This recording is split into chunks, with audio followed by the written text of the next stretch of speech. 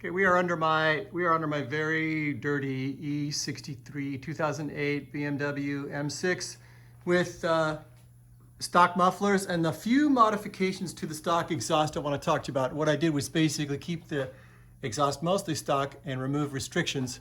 One of the first things that's going on here we'll talk about is this is a stock header, okay, and it goes right into a pre-cat, and you can see where the O2 sensor goes.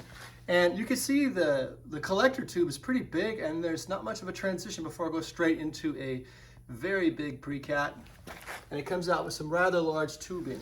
So one thing I did have done is a company that basically cuts it off right here and puts in a pipe. And that is right there now.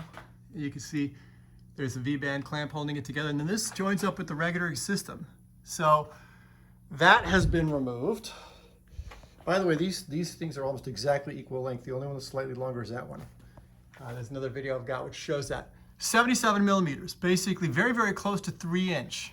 So it just basically acts like an expansion pipe. It stays that big all the way through then the real primary cats. And then interestingly enough, it necks down to 66 millimeters. This is my welding, and basically this is 2 or 3 different jobs I did before I finally decided on the final configuration. And it's using a Harbor Freight welder, so please don't make fun of my welds. I use 2.5 inch, maybe 2.5 inch OD tubing. Stock BMW is 2.6. But let's talk about some of the things I changed. I put in my own X pipe. I kept the resonator because when I took it off, everything was too bright and raspy sounding and nasty. And then it just goes straight into stock exhaust. Now, mufflers. Now, why do I have a pipe that goes from here to here? So let's talk about that. First things first. We talked about this guy, relieving the restrictions there. Let's talk about this X pipe. This is BMW's X pipe, which was in the exact same position.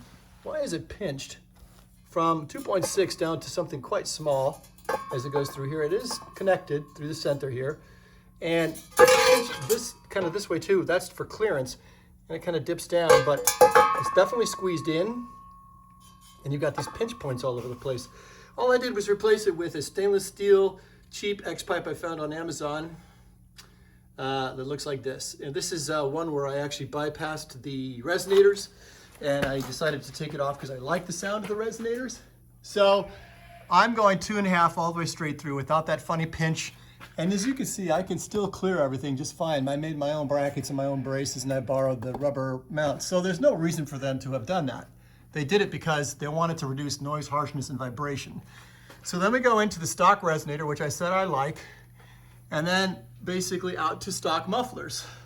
What's going on here with this area here? Why did I replace this? Same thing. They put in this funny pinch point, and this is 2.6 inch tubing, and then all of a sudden, kaboom.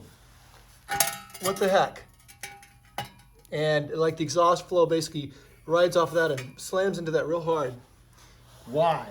Well, there's nothing going on here that would justify them needing to all of a sudden put a huge dent right there. It's not like you're gonna hit it with something. There's plenty of other parts of the exhaust that are much lower. It was definitely put in there for noise, harshness, and vibration. So I removed that. Stock mufflers. I sort of have before and after videos of what they sound like, but let's take a look at what a stock muffler is actually doing. And this is totally different than an M5. Here we go.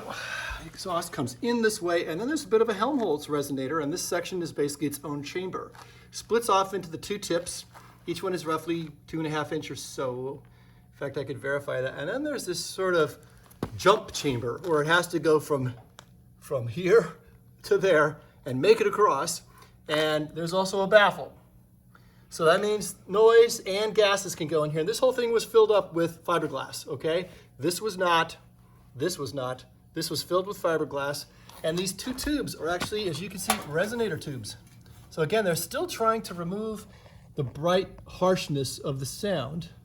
So I decided to keep the stock exhaust for now. I was thinking about getting inside of these cans and maybe doing some magic. I lost my will.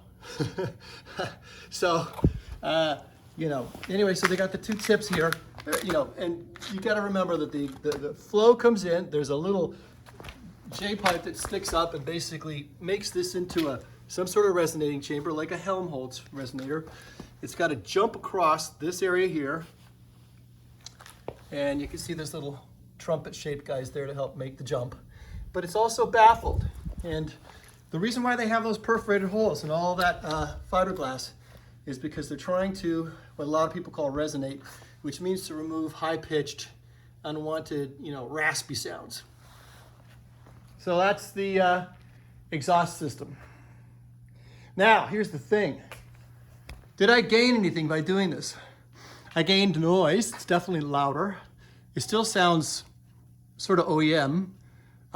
Is it faster? When I got rid of the cats, it was definitely seat of the pants faster, but this car is also supercharged. And it probably liked having those cats removed. Unfortunately, I did not own a draggy at the time, so I don't have any way to tell.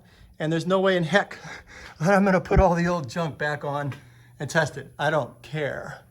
But if you're E60 or E60 or E63 owner of a BMW and you wanna know where the restrictions are, look for places like that.